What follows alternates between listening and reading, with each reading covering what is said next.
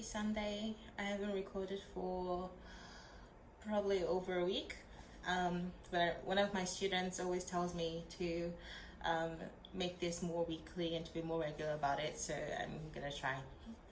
Um, so today I want to talk about my move to Korea, why I came to Korea, some of the things that I'm doing here so far, and I guess just kind of the history of Bella in Korea. So let's go. So I moved to Korea 3 years ago, 2018. I actually applied for a teaching position the first time around, which was in 2016, right after I graduated. I applied for teaching program, but it didn't work out, and then I did get a position through a different program, but because of there were many issues, many barriers, mainly a lot of opposition from family, and which I understand. So I couldn't come to Korea in 2016. I waited for 2 more years, and during that time, I was working as a waitress in Wales, in the UK. And then I reapplied again, but it didn't work out. But then suddenly I got this recommendation from a friend that I knew in the university, and she recommended me for a job, and then I got the interview without even having to apply. So that was amazing. I do believe that these things are part of God's plan and God's working in my life. And I started off with a kindergarten, so I was teaching kids that were international age, 2 to 4 years old. Mainly, actually, not just mainly, but my only reason was really because I believe that God had given me a conviction to come to Korea, and this started many years back. I remember the first time I heard about Korea was when I had a high school exchange teacher who was Korean, and she, I wasn't really how do I say, it wasn't like something that I was particularly curious about. But I thought, I love languages, and she was willing to sort of teach me and for us to hang out together after school. So I used to hang out with that exchange teacher, and then she would teach me some words, just simply how to say hello, 안녕하세요, or thank you. And I just sort of picked it up then. But after she left, maybe 6 months later, I don't know, I just sort of wasn't really interested in that. I just hung out with her to hang out with her, not really because I was particularly curious about Korea. But in terms of when I look back at my history and the map of how it's all happened, I think that was first how that first started. Again, I do believe that this was God's sort of doing, because now that I look back, I can see how at many points in my life I just came across the Korean life and Korean culture.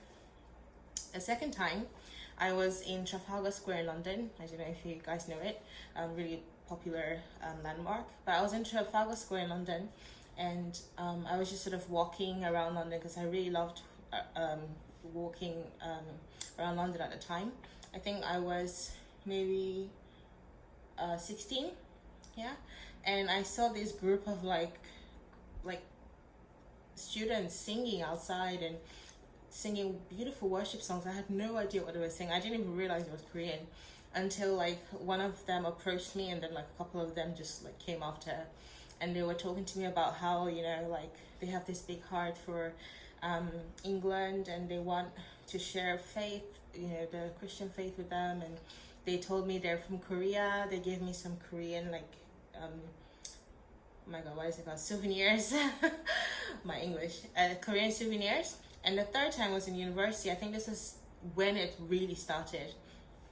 In university, one of my friends, we were leading a life group together. Life group is a house church together, and I remember he was facing getting sent back to his country, Singapore, because of his studies and poor grades and things like this. And I remember just I need to pray for him, because I don't want to be, because of course I care for him, and I didn't want to lead the life group on my own. And I knew that his heart was to be in the UK and study there. So I remember turning on YouTube and I saw like my recommendation. I don't know why this was there because I didn't listen to Korean worship before this. I will find the title and I'll write it somewhere. I've forgotten. So I listened to that song and I didn't know what they were saying, but it felt like my spirit was I don't know how to explain this, but it felt like my heart, my spirit was sort of understanding what they were saying, and in such a profound way that I was in tears. I was just crying.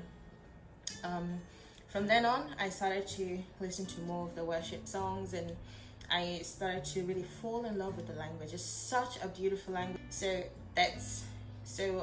And then from that point on, I felt like God guided me to sort of start getting ready to come to Korea. I started to read the history of the Christian missionaries in Korea the first time around, and how religion has changed. And now in Korea, most people don't identify with a religion, which is very different from the past, obviously. So at the moment, I am a teacher. I've moved from the kindergarten job, which I did for 2 years. I'm now a teacher at an academy. It's called a Hagwon. And I really, really love this job. It's just, I feel so comfortable. I enjoy having conversations with my students, and I learn a lot from them, and they learn a lot from me, and there's a lot of like cultural things they learn about me as well, things that they didn't know, about Black people. And it's also I just feel so much at peace in this job. I love it.